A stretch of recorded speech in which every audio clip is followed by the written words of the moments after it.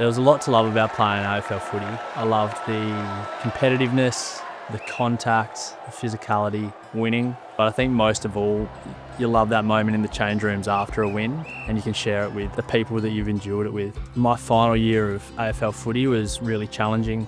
I was a captain of Port Adelaide at the time, and I found myself not getting picked. I really grappled with that. I put on a brave face. I felt like it was my role as the captain to have that mentality that I'm all good, I'm tough and resilient, and I'll continue to lead from the front. As a society, we tend to think if boys can navigate themselves through to adolescence, we can just leave them to their own devices. Some men could be facing career change, facing divorce. Their children are growing up. Their role as a father is changing significantly. For a lot of men, they do struggle to actually access help in this area. And one of the reasons is they don't actually know where to find this assistance. And we're starting to look at places and spaces for these males.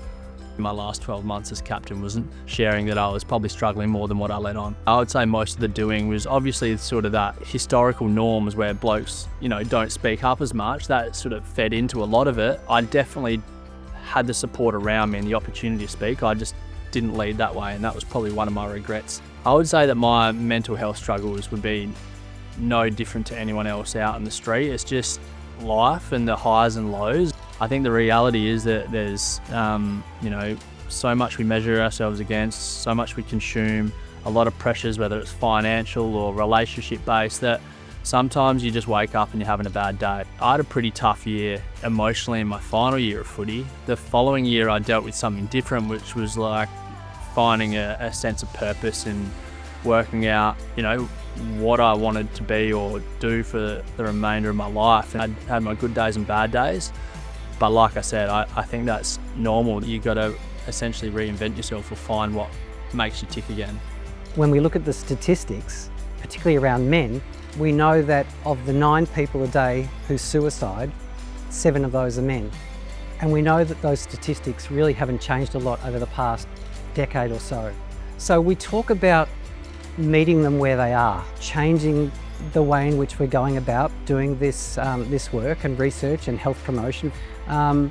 Not trying to set up specific programs that absolutely target men, but finding the places where men go, changing the environment in which they exist, trying to promote mental health and well-being through those spaces and places in which they go all the time. Continuing research in this space is absolutely critical. Men, I think, are trying to be far more open about their mental health and well-being. I like speaking about my journey because one, that's been a bit of a coping mechanism, is talking a bit more about it. Hopefully a lot of people can relate to that. You have bad days, it's okay to ask for help around you. I think courage can be letting on that you're having a bad day and you need some support and you're worthy of that.